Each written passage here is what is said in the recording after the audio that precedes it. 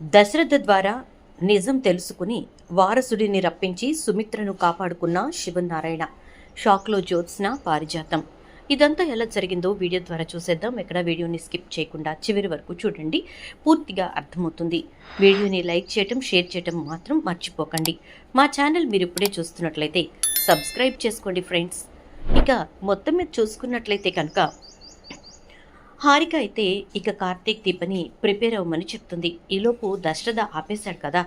ఇక దశరథ్తో కార్తీక్కి చాలా పెద్ద యుద్ధమే జరుగుతుంది. ఇద్దరి మధ్య చాలా వాదోపవాదాలు జరుగుతాయి. ఇక ఆఖరికి కార్తీక్ ఒక్కటే అంటాడు, సరే మావయ్య, నువ్వు కోరుకున్నట్టుగానే నీ కూతురి కడుపులోని బిడ్డను ఏ మాత్రం కూడా కదపకుండా అలాగే వదిలేస్తాము. మరి అత్తను నువ్వు కాపాడగలవా చెప్పు, లేదా అత్తని నువ్వు వదిలేసుకోగలవా అని చెప్పని అనేసరికి, అదేంటి అలా మాట్లాడతావు అంటే, సుమిత్ర లేకుండా నేను బ్రతకలేనని నీకు తెలుసు కదా అంటే, ఈ విషయం నీదాకా రాకముందే మాకు ఆ విషయం తెలిసే మేము అత్తని కాపాడటానికి ఇలాంటి నిర్ణయం తీసుకోవాల్సి వచ్చింది. అసలు నువ్వు పడుతున్న బాధ ముందు ఎవ్వరి బాధ నీకు కనిపించట్లేదు, కానీ నా మనసులో నేనెంత వేదన పడుతున్నానో తెలుసా? నా తొలి బిడ్డ బుడిబుడి అడుగులు వేస్తూ ఉంటే చూడాలని నాకుండదా? కడుపులో బిడ్డ పాదముద్రలు కనిపిస్తూ ఉంటే అవి చూసి మురిసిపోవాలని నాకుండదా? బిడ్డను ఎత్తుకుని ముద్దాడాలని నాకుండదా? చెప్పు మావయ్య, ఆ అనుభూతులు నాకు కావాలని ఒక తండ్రిగా నాకు మాత్రం ఉండదా? కానీ అవన్నీ వదిలేసుకుని నేను అత్తను కాపాడటం కోసం ఈ నిర్ణయం తీసుకోవాల్సి వచ్చింది. తన తల్లిని కాపాడుకోవటానికి దీప ఆ నిర్ణయం తీసుకోవాల్సి వచ్చింది. నువ్వు ఆ విషయం ఆలోచించాలి మావయ్య అని చెప్పేసేసి అంటాడు. ఇక కార్తీక్ అయితే ఏం చేయాలో అర్థం కాని పరిస్థితుల్లో అలా కూలబడిపోతాడు దశరథ.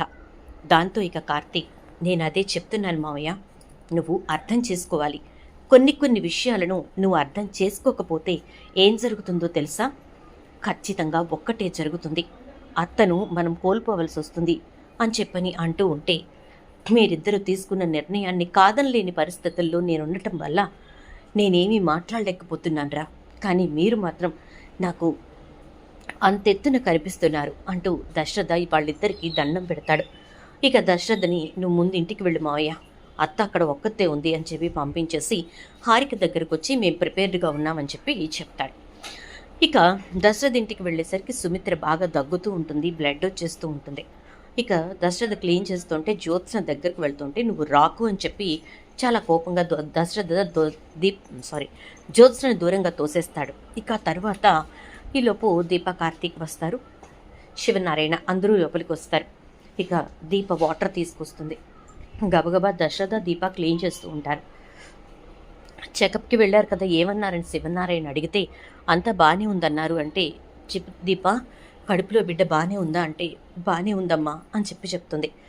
ఇక తర్వాత సుమిత్ర, నేను పడుకుంటానండి అని చెప్పని అంటూ, నా పక్కనే మీరు ఉండండి, నాకు ధైర్యంగా ఉంటుంది అంటే, నీ కూతురుండగా నీకు భయం ఏంటి దీప, సుమిత్ర అని చెప్పని అంటాడు దశరథ. అవును, నా కూతురుందిగా అని చెప్పి ధైర్యంగా పడుకుంటుంది. ఇక లోపల దశరథ పడుతున్నటువంటి వేదనను అర్థం చేసుకున్న శివనారాయణ పారిజాతాన్ని, జ్యోత్స్ని అక్కడి నుంచి పంపించేసి, ఇక దశరథ్ తోటి, జాగ్రత్తగా ఉండు దశరథ, కంగారు పడకు, ఎక్కువగా ఆలోచించి ఇబ్బంది పడకు అని చెప్పని అంటూ వెళ్ళిపోతాడు. ఇక తర్వాత దశరథ సుమిత్రను నిద్రపుచ్చి బయటకు వచ్చాక, దశరథ నీతో మాట్లాడే పనుంది రా అని చెప్పి శివనారాయణ ఇక తన గదిలోకి పిలుస్తాడు. శివనారాయణ దశరథ్ని పిలిచేసరికి ఇక పారిజాతం, జ్యోత్స్న ఇద్దరు కూడా కంగారు పడుతూ ఉంటారు. ఇక లోపలికి వెళ్ళిన తర్వాత తలుపు లాక్ చేయంటాడు శివనారాయణ. లాక్ చేస్తాడు దశరథ. ఇక అప్పుడు శివనారాయణ, ఏంటి దశరథ, ఏం జరిగింది? ఎందుకు నువ్వు అంత కోప్పడుతున్నావు జ్యోత్స్న మీద? ఎందుకు నువ్వు అంత చిరాకు పడుతున్నావు జ్యోత్స్న మీద అని అంటూ ఉంటే, ఏం లేదు నాన్న, ఏం లేదు అని అంటాడు. ఏదో ఉంది దశరథ, నీలో చాలా మార్పు గమనించాను. ఈ 4 రోజుల్లోనే నీలో వచ్చిన మార్పు మామూలుగా లేదు. అసలు జ్యోత్స్నని చూస్తేనే నువ్వు అగ్గి మీద గుగ్గిలమవుతున్నావు. అసలు తనతో మాట్లాడాలంటేనే చాలా చిరాకు పడిపోతున్నావు.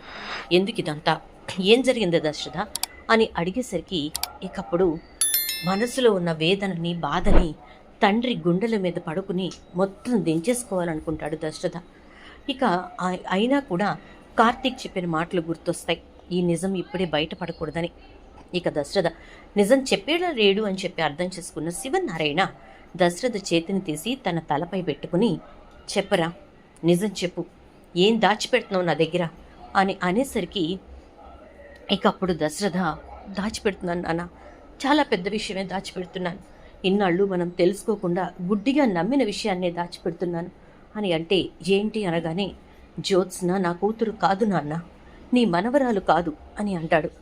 అదేంట్రా, నీ కూతురు కాకపోవడం ఏంటి? జ్యోత్స్న నీ సుమిత్రని కాపాడబోతోంది కూడా కదా అంటే, కాదు నాన్న, సుమిత్రని కాపాడబోతోంది దీప. అందుకోసం దీప చేస్తున్న త్యాగం ఏంటో తెలుసా? తన కడుపులో ఉన్న బిడ్డని పోగొట్టుకోవటం, ఇక ఎప్పటికీ బిడ్డల్ని కనలేని పరిస్థితుల్లోకి వెళ్ళటం అని అంటాడు. దీప కాపాడడం ఏంటి అంటాడు శివనారాయణ. దీప ఎందుకు కాపాడుతోందంటే, దీపే నేను సుమిత్ర కలిసి కన్న బిడ్డ, అందుకోసమే దీప కాపాడబోతోంది అనగానే, మరి జ్యోత్స్న ఎవరు అంటాడు శివనారాయణ. దాసు కూతురు నాన్న అంటే, దాసు కూతురు చనిపోయిందని చెప్పింది కదా పారిజాతం అంటే, కనీసం చనిపోయిన బిడ్డను చూపించమని కూడా మనం అడగలేదు కదా నాన్న, అందుకే చనిపోయింది అని చెప్పిన బిడ్డను సుమిత్ర పక్కన పడుకోబెట్టి బ్రతికించింది. మన ఇంట్లో మహారాణిలా పెరగాల్సిన బిడ్డను చంపమని చెప్పి బయటకు పంపించింది. సైదులుగాడు తన ప్రాణాలు వదిలేశాడు, కానీ బిడ్డ ప్రాణాలు కాపాడాడు. ఆ బిడ్డని కుబేర పెంచి మన చేతికి అప్పగించాడు అనేసరికి ఒక్కసారిగా షాక్ అయిపోతాడు శివనారాయణ. అంటే ఇప్పుడు దీప తన కడుపులో ఉన్న బిడ్డని వదులుకుంటేనే సుమిత్రని కాపాడగలదా అంటే, అవును నాన్న, డాక్టర్ హారిక ఆ విషయాన్ని చాలా గట్టిగా చెప్పారు అనేసరికి, ఇన్ని రోజులు నాకు ఈ విషయం ఎందుకు చెప్పలేదురా అంటే, నాకు తెలిసిందే 2 రోజుల క్రితం. ఏం చెప్పాలో ఎలా చెప్పాలో అర్థం కాక సతమతమవుతున్నానంటే, ఆగొక్క నిమిషం అని గబగబా ఫోన్ తీసి వెంటనే ఫోన్ చేస్తాడు. ఇక అవతల నుంచి, చెప్పండి పెద్దనాన్న అని చెప్పేసి సౌందర్య మాట్లాడుతూ ఉంటుంది. ఏం చేస్తున్నావు అంటే, బాగానే ఉన్నాను పెద్దనాన్న అనగానే, ఆరోగ్యం కుదుటపడిందా అంటే, అదే కుదుటపట్టం. మంచాన ఉన్న నాకు ఆరోగ్య పరిస్థితి గురించి మాట్లాడుకోవాల్సింది ఏముంటుంది అని అనగానే, నువ్వు మంచాన పట్టం వల్లే వాడిని ఇంతకాలం ఇక్కడికి తీసుకురాలేకపోయాను, లేకపోతే 5 ఏళ్ల క్రితమే వాడిక్కడికి రావాల్సింది. వారసుడిగా ప్రకటన చేసి అందరి ముందు వాణ్ణి చూపించేవాణ్ణి అంటూ ఉంటే, ఏమైంది పెద్దనాన్న, ఎందుకిప్పుడు సడన్గా ఏ నిర్ణయం తీసుకున్నావంటే, అవసరం వచ్చింది సౌందర్య అని అంటాడు. ఒక్కసారిగా దశరథ షాక్ అయిపోతూ ఉంటాడు. ఇక వెంటనే, సరే అయితే వాణ్ణి పంపించినా అంటే, నువ్వు కూడా రావాలి, సుమిత్ర పరిస్థితి ఏం బాలేదు అంటే, అది నీకు తెలుసు కదా అంటే, వీల్చైర్ తీసుకుని వచ్చేసాయి అని అంటాడు. సరే అంటుంది సౌందర్య. ఇక సౌందర్య తర్వాత 2 రోజులకే అమెరికా నుంచి ఇండియాకి వచ్చేస్తుంది. అలా వచ్చి తనతో పాటు ఈ ఇంటి వారసుణ్ణి అంటే దశరథ సుమిత్రల కొడుకుని తీసుకొస్తుంది. అప్పుడు శివనారాయణ దశరథతోటి అన్ని విషయాలు చెప్తాడు.